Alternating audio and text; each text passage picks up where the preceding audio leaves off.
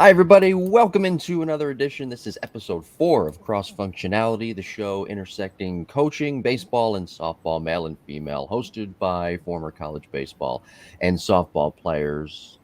I'm the baseball player. Cassie's the softball player. And please welcome in my friend and co host, former softball national champion at the University of Alabama, current day renowned coach, Cassie Reilly-Boccia. Cassie, how are you?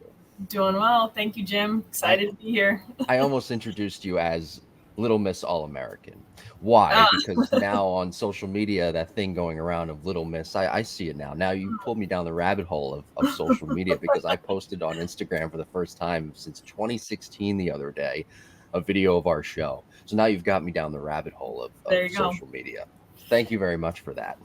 Yeah, absolutely. You know what? It's one of those. It's an evil in some ways, but when I look at people watching television, and I don't even know if people are really watching television anymore. That is the new television is our phone. It So really is. Yeah, it the is TikTok stars and everything else. It's it, really it's quite something to watch. the seismic shift in our society. We do have a Exactly. listener question. Speaking of social media, it actually pertains kind Hmm. of to social media, and this is the first listener question sent to our podcast. This is episode 4, and we do have our first listener question. Very cool. Lisa sent this to us via jimbopodcast21 at gmail.com. And Lisa writes, "Hi, Cassie and Jim. I just stumbled upon your podcast. You guys do a great job. My daughter is going into her senior year and hasn't gotten much attention from schools. I was wondering how she could utilize social media more to get eyes on her talent. Thank you for answering my question." That is from Lisa. She did not leave a location, but Lisa sent that in via jimbopodcast21 at gmail.com. Yeah, thank you, Lisa. You know what? I can lend to what I've heard from a handful of coaches, and I think what the top tier coaches are doing has their eye on them. But when you think, here are the top 10 teams in the country, there's about 20 people on that team that's really only spanning maybe 200 total athletes in NCAA, and each one might only be getting 2, 3, 4 people coming in. So what we have to kind of try to step away from what the top tier is doing. But I've heard two different things. I've heard from top tier coaches. They appreciate the tag. They appreciate a DM introducing yourself. They appreciate if they have you on the radar, just keeping them in the loop as to what type of training you're doing. If you have any game footage, that makes their life easy. And I believe that's more so to Twitter. That is what this particular individual is referencing. Now, I've had some other mid-major schools say, hey, the Twitter world is so saturated. Everyone's tagging Oklahoma. Everyone's tagging whoever was just at the World Series.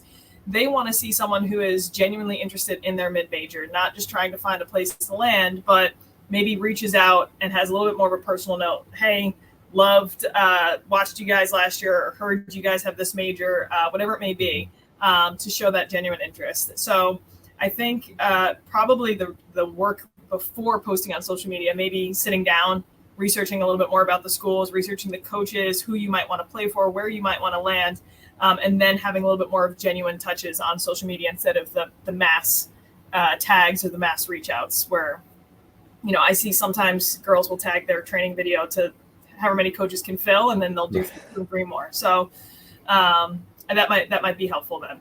Yeah, social media and reaching out to coaches via that platform has become, when we talked about this in episode 1 about letters that were sent out from coaches now, and the communication methods, like everything else, is going digital.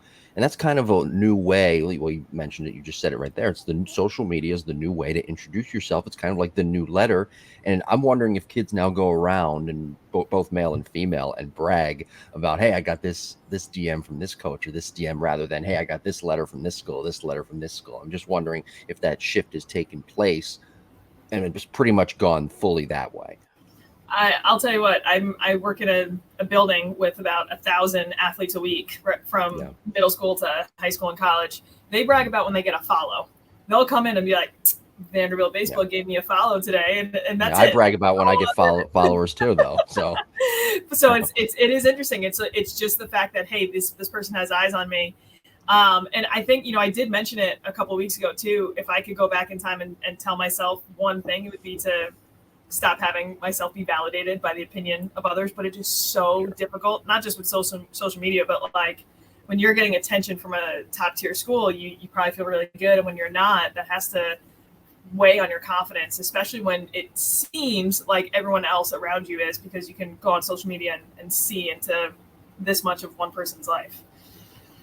Yeah. And listen, we can't all have as many followers as at Coach_Cassie RB on Instagram, but we're getting there. I celebrate when I get more followers. Yes. And find us on social media too, of course, at Jim Tara on Twitter and at Coach Cassie RB on Twitter as well. Yeah, good explanation, Lisa. Thank you very much for the question. I just could never imagine being recruited and having to go through that minefield in 2022, and what the kids are going through with the TikTok and the Instagram and the hashtags and you know what, and vice versa. And just looking at it from the other side too, with the coaches, I mean, they are probably constantly flooded with just messages and this and tags, and it just comes to a point where we have to find a better way, the recruiting process, to just streamline everything. I think, in a way, that's what these big camps are trying to do, and that's what these rankings are trying to do. They're trying to streamline it for both athletes and coaches.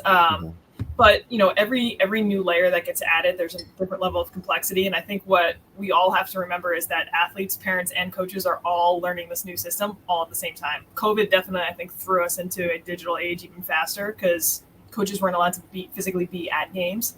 Right. So yeah, it is interesting.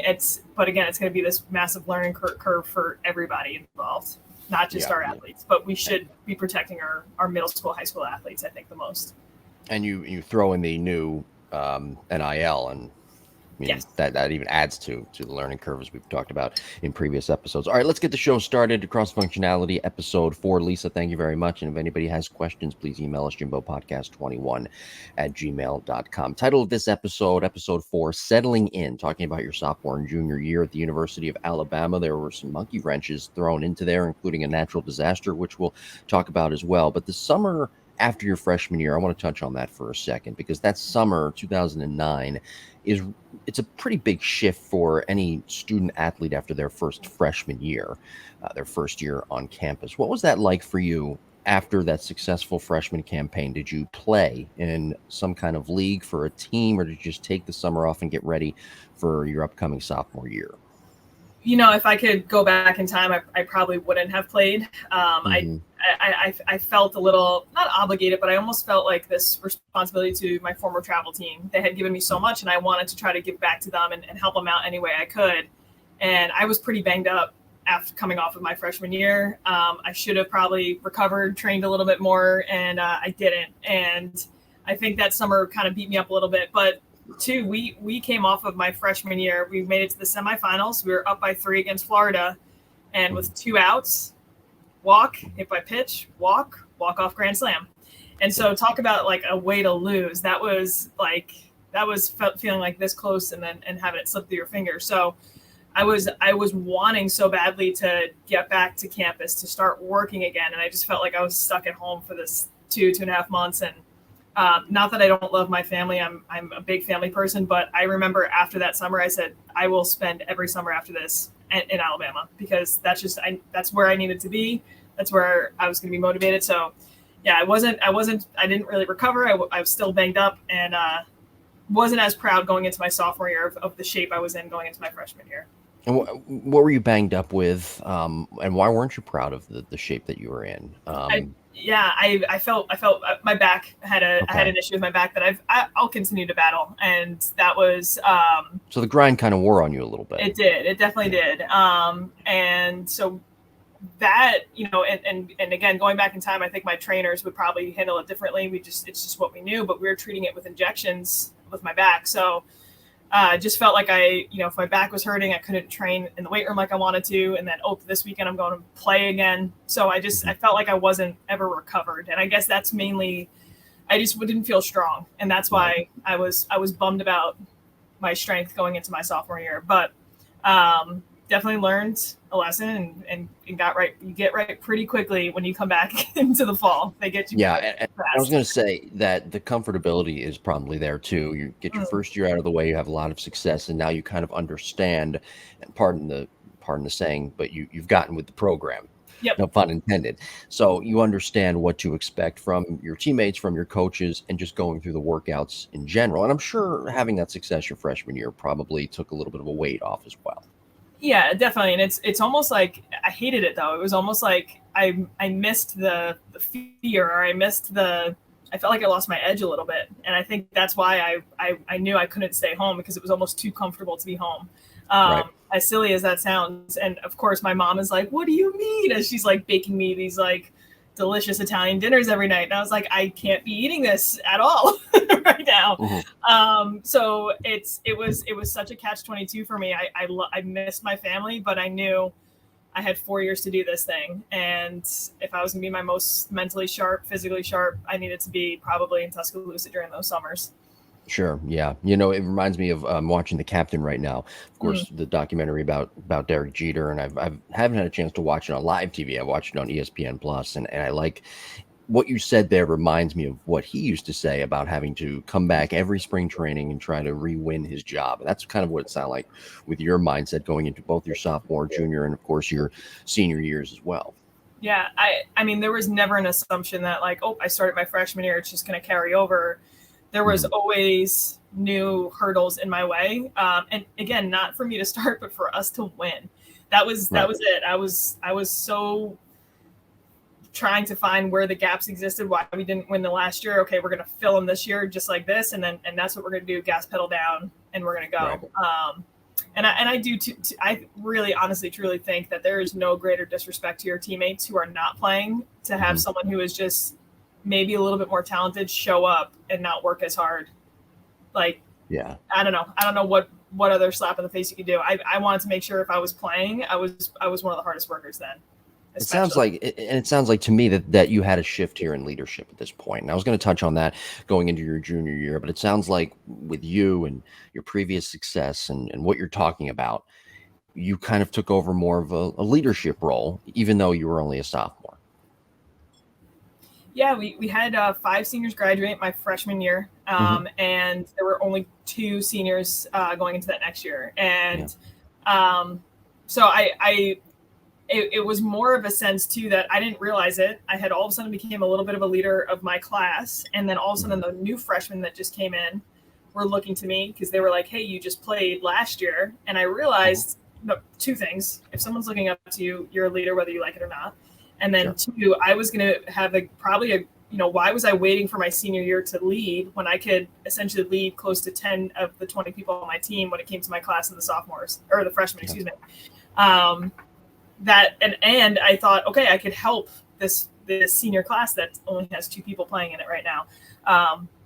So that was at least my mentality. And I think that the culture at Alabama too allowed that to happen, that there's certain cultures that are a little bit more toxic that won't allow an underclassman to step into any type of leadership role. But it was definitely encouraged, and there was a ton of respect amongst the entire team to allow that to happen. Yeah. And again, a lot of times though that culture that's already built, and that's why I think why a lot of people want to go to these big time schools as well, because of the culture that's in place. Would you rather want to play for Nick Saban if you're a football player in high school, or play for, fill in the blank. Yeah. I almost said Appalachian State, but they've got a pretty good program themselves. I mean, I still always think of their upset against Michigan forever ago. Course. Yeah, of course. We were still in high school at the time. I'll never forget that upset. Yeah. Be sure to subscribe to our podcast, Apple, Google, Spotify. We are on Amazon Music and Softball Strength Academy, the YouTube page to watch full shows and clips of previous episodes. So let's get more into your sophomore year. We skipped through the winter. We went over that and what kind of the process last week and what that was like for you. Going into your sophomore year, though, you're confident. You're a leader now. You're ready to go. And you became one of 2 to start all 63 games. So last year came off a little bit sore at the end of the year, but here you are now starting all 63 games. Now, the question I want to ask you, because this is a stat that I found pretty interesting. You broke a single season walk record, correct? Yeah. 66 walks your sophomore year. Was there a change in your offensive approach? It was Caleb Rowe showed up, and Caleb Rowe was a all around stud of a lefty, and we didn't realize it really till we started season. She ended up batting 5. She broke the batting average record that year, so she batted 1, and as a lefty I was 2. So I got to stand up to the plate, and I got to watch at least 1 or 2 pitches go by to let her steal. And then I had the easiest job on the planet. I had to hit it to the right side so she could get to third or potentially score if it goes to the outfield. So, I don't know exactly what the shift happened. We had a grueling preseason where we were playing Michigan, Missouri, UCF. We got hammered in the beginning, and we lost a lot in the beginning.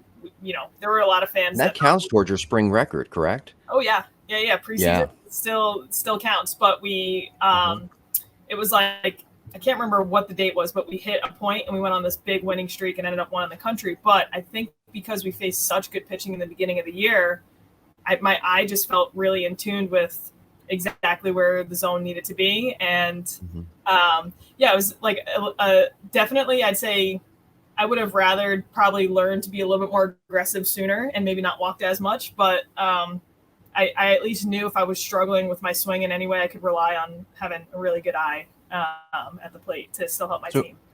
So who helped you with your approach?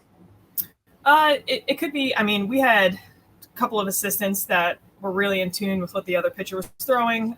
We might go up to the plate and say, okay, she's attacking outside part of the plate. Now I'm standing on top of the plate. Just trying to make the pitcher uncomfortable. I would say growing up, my hitting coach, he must be one of few that really does true visual or vision training. And just tracking the ball. And that was, even when it's like, hey, when you're looking at a rise ball, this is the spin you see, and you focus it on the top half of the ball so you can see it move right before, just like little details of the game that you wouldn't necessarily think of. But I grew up with that, and I felt like maybe it was kind of coming to fruition that year. I'm sure you've taken some of that into your current day coaching. Yes. Little details. Yes, agreed. So you were I have a visitor dog. You basically you encapsulated what the number 2 hitter is supposed to do, both at the softball and baseball level. I when you walk, because I wasn't going to be fast. I wasn't right. Yeah. So it definitely worked out. Yeah, 66 walks, and your average was still where it needed to be. And I think I love that approach of, hey, if once I get ahead in the count, you mentioned it, I have the easiest job in the world. I'm going to just go the other way with it. Yeah. Well, as a lefty, I was trying to pull to the right side, but yes. I'm sorry. Excuse me. Yeah, I'm thinking right. But, yeah. Right. It's usually go the other way, but and I don't know why, but like I always thought it was the most selfless thing I could do. Like if we really, really needed a run, we felt so comfortable, and Kayla was going to get on base 50% of the time.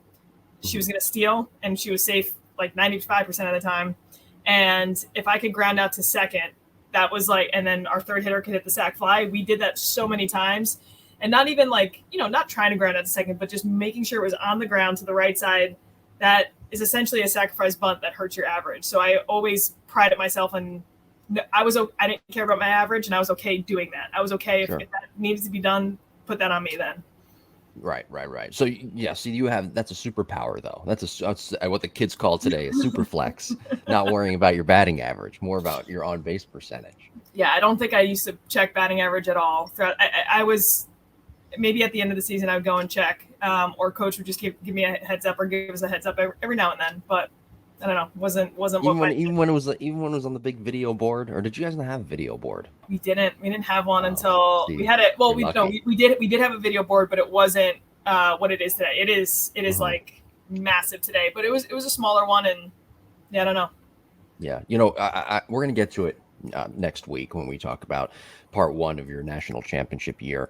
But I have to bring it up now. The fact that, we're talking about the video board, and we're just talking about some of these little things that were added to the ballpark and the money that was probably infused when you guys won the national championship. My goodness. I mean, you have to think that you guys laid the groundwork for what the University of Alabama softball program is today as we speak here in 2022. If anything, we just got to build off of what was already there, because Murphy always said culture never graduates, tradition never graduates, and I don't know, it was just like, it was like a stepping block. And for sure, I love to think that we were able to hopefully leave the program definitely better than the way we found it. But I think yeah, it's not like it was bad and then we changed it to good. It was like it was cruising in that direction, and we just got to kind of jump on board. Yeah. So let's shift now to your junior year.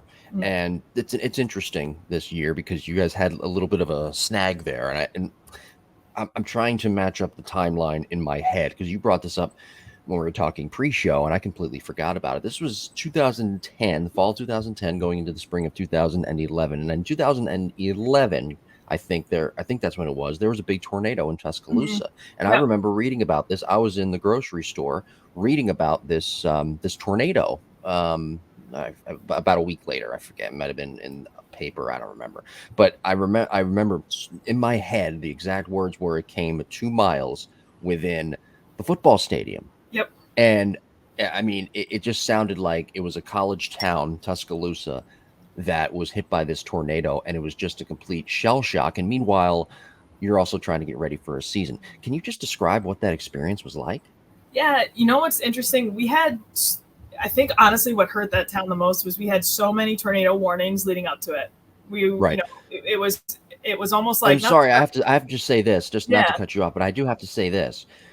I like you, probably at that point, I still haven't to this day. Growing up in the Northeast, we've seen probably hurricanes, snow. We've never seen a tornado. I've never seen, still to this day, I've never seen a tornado. So that yeah. for you must have been petrifying. Well, you know what? You when you get there in the fall, I remember the first like tornado watch. I think that's where Right. it's like there's a chance of a tornado. And I Hmm. sprinted down the hallway, knocked on my roommate's door, and I was like, "Hey, there's a chance of tornado watch." And she's like, "That's Hmm. fine. That happens a lot. I'll let you know when we have to worry about it." Yeah. And come December, there was a chance of an inch of snow. And she sprinted down the hallway to me, knocked on my door, and said, "Hey, there's a chance of an inch of snow. What do we Yeah. do about this?" So Yeah. it's funny to see that dichotomy. But yeah, I only ever saw on video the damage that a tornado could do. Sure. When that tornado came through, we heard it might be bad. It was bad enough for me to like bring all my patio furniture inside, and that was the first time I had ever done that at my apartment. Sure. But we had class. I mean, I think that tornado hit at around 2 o'clock. I was in class at 1ish, and Murph had us all come to practice, and we're like, "This guy's crazy. We're about to get a bad storm," but he was smart. He wanted us all together. And sure enough, he halfway through practice, he takes us over to the basketball coliseum, and we were down like four floors underneath, in a basement upon a basement. I felt like, but all we heard on the television was Tuscaloosa, you have 12 minutes. Please brace yourself. And our coach Wow. goes, "Go ahead, call your parents." And I was like, I don't know what to say. So this is probably way worse for our parents to have to watch the live feed Yeah. of this thing coming through the town and coming right near the building we were in. So 2 miles from the football stadium, it was less than a mile from where our building was. So that I mean, I still get goosebumps talking about that because all the power was out, all the internet was out. You didn't know about how things were. The next day we go to help clean up, and martial law is in effect. People don't have homes anymore. Sides of buildings are missing. There's a truck in a billboard. Like that is probably that is like the most life-changing experience I think you can see. And you see some of like the saddest things, and people are just trying to help. But that was also a situation where I kept asking myself, how is playing down the road this weekend? How are we ever going to do that? How can we do that when there's still homes that haven't been checked yet? Yeah. And thankfully, NCAA made the decision to cancel the weekend and get athletes out of there for the weekend. But to kind of like illuminate how impactful that was, Nick Saban went down to start, helping out, and they said he walked into a tent, people looked up, and then went right back to work. Like there wasn't nobody cared he was there. They just needed to help as many people as possible fast. That was a lot of damage. So was there any damage to any sports facilities or anything on campus? Yeah, I mean, when you look at how strict the line is of tornado, we called it doll houses, where half the house would be gone and you could see right inside the house, and there would still be papers on desks inside. Yeah, and so like, it's crazy. Yes, it was that close, but that damage is so fine tuned that I don't know. So a lot of athletes' homes. One of our football players, his girlfriend passed. He got really hurt. And yeah, you kept hearing of story after story, or baseball players having to hide in a bathtub with a mattress, and they move the mattress and there's no more house. there's definitely a lot of athletes affected and people all over that town affected, but the actual campus itself, there was really no damage. Yeah, so many ways to go with this. You know, I'm just thinking from your perspective, and you mentioned there that it's giving you goosebumps talking about it. But these are people, when this tornado hit, and I'm not sure if any tornadoes have hit Tuscaloosa since then, but these are people in Tuscaloosa that they're pretty simple. They love Alabama football, they work, they do their thing, right? On a daily basis. They support Alabama athletics. I mean, when you put yourself in that mindset, you realize that a lot of these people, they go out to games on Saturdays, and they go out to watch you guys play and to watch the baseball team play and to just support athletics. These are people that support you guys on a daily basis, and now their community's destroyed. It's really hard to put your wrap your head around and to fathom that idea. Yeah, definitely a lot of pain. Definitely a lot of like hurting for other people, and the story after story after story that comes out of near misses or people who knew someone who passed, or just it was just everywhere you looked that was all people talked about. And again, I'm so glad they made the decision for us not to play. And in hindsight, it makes it very clear, of course you can't play. But at the time, someone said, they're like, well, softball's the only game on campus this weekend. Do you think that'll uplift the community? Right. And definitely at the time that would have been way too soon for any of us to be able to do that. So yeah, I remember it was, we got canceled that weekend. The following 2 weekends in a row, we were at Ole Miss. So it really was like a full month before we played again at home. And the opposing team came in, they pulled into practice, and they had to drive down that main strip that got affected. And the coach said the amount of girls on the team that were just in shock, crying, had no idea that's the type of damage that had occurred. But finally playing our first weekend back, that was very cool to see how many fans did come out about a month later, to see, you know, someone who's sitting there is like, yeah, I lost everything, but this has been the first time I've smiled in a month. You know, that was very cool to be able to do that for our community and be a part of that with our community. And again, I don't know too much about it. You were there, but I would have to imagine that things that were destroyed are probably places that are frequented pre and post game Alabama athletics. You know, going down to the store, going down to the bar, going down to this place, you know, to pick up something for our tailgate for Saturday afternoon, and that was all just kind of wiped away. Yeah, or even hotels. There was like a lot of places that they would have, you know, a regular sign that says just the outside looks bad, kind of, because they were open, but they couldn't get their signs back up in time.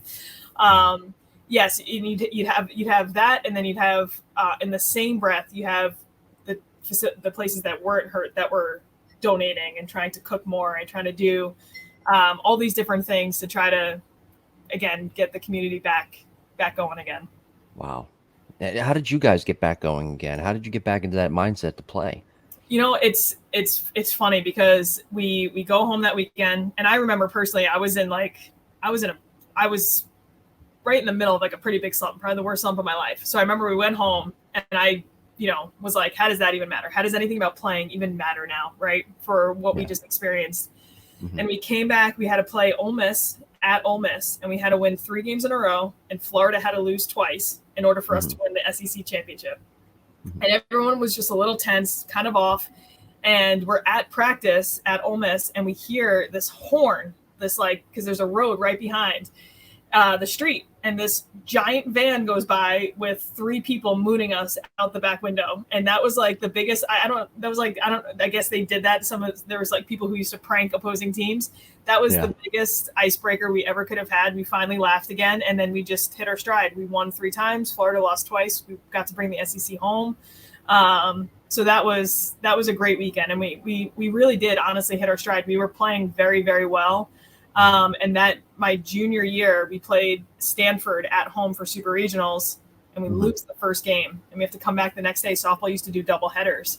Sure. So if you lost the first game, you came back, and we won twice in front of 4,000 people. And that was probably such a good day for Tuscaloosa to send us to the World Series. Yeah, so these are great stories because again, one of the highlights of that article was how it was 2 miles away from the football stadium. Nobody talks about how the athletics in the spring, Mhm. baseball, softball, lacrosse, whatever, how you guys helped the town bounce back from what was devastation. Yeah, I definitely think so. And to be honest, we felt probably a little bit more pressure than usual to win it all that year. We're like, oh Yeah. man, this is going to be it. We're going to win it. We're going to win it. We're going to win it. Mhm. Gymnastics is another big sport. Honestly, gymnastics gets 10,000 people at Alabama to come to their meets, That's which is crazy. yeah. It's So we end up and even though we had a really good run, we end up losing pretty badly to Florida at the World Series, and I just was like, gosh, like that would have been perfect. It would have just been perfect. But I'll tell you what, I know we're going to get into this next week, but the very first year, so the 2012 year, 1 year after that tornado, football, golf, softball, and gymnastics all win a national title after that tornado. And I just think that, like, how cool is that for Tuscaloosa and that community? And so neat. It was the step. It was that true step forward, that leap, if you will, to get the community back on its feet. By the way, you mentioned something earlier in there. I just want to give somewhat of an editorial opinion, if I may. Mm-hmm. Nick Saban showing up at a tent, people looking at him, and he just going back to work, doing what they're doing. My theory now is because we've heard over the years that Saban has had opportunities to go to Texas. He's had opportunities to go here. He's even had a chance to get a big money contract from ESPN and work with ESPN on Saturdays, but he's always stayed in Alabama. Mm-hmm. And my theory is that, and you know this better because you probably interacted with him and seen him on campus. My theory, though, is that that in that moment there, when and a couple of other moments, I'm sure he likes that simplicity of things. He doesn't like being that Nick Saban celebrity. He likes being Nick Saban, the coach, and he kind of got a chance to experience that during that devastation in the tornado.